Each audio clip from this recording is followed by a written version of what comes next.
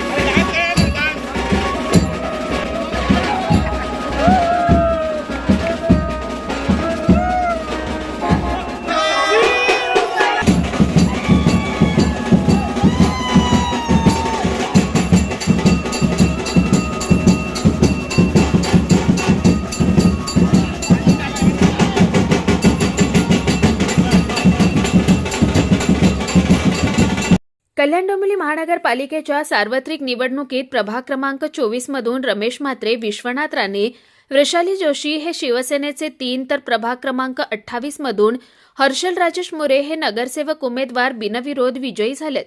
त्यामुळे कल्याण डोंबिवली महानगरपालिका निवडणुकीत शिवसेनेने आपलं खातं उघडलंय। कल्याण डोंबिवलीत महायुतीचा 100% महापौर बसणार अशी प्रतिक्रिया आमदार राजेश मोरे यांनी दिली। तर येत्या 2 दिवसात इतर काही प्रभागातही शिवसेनेचे काही उमेदवार बिनविरोध निवडून येण्याची दाट शक्यता मोरे यांनी वर्तवली आहे। यावेळी शिवसैनिकांनी डोंबिवली शिवसेना शहर शाखेसमोर जल्लोष केला। यावेळी आमदार राजेश मोरे, बिनविरोध निवडून आलेले उमेदवार रमेश म्हात्रे, विश्वनाथ राणे, वृषाली जोशी, हर्षल मोरे, उपजिल्हा प्रमुख राजेश कदम आदी पदाधिकारी आणि कार्यकर्ते उपस्थित होते।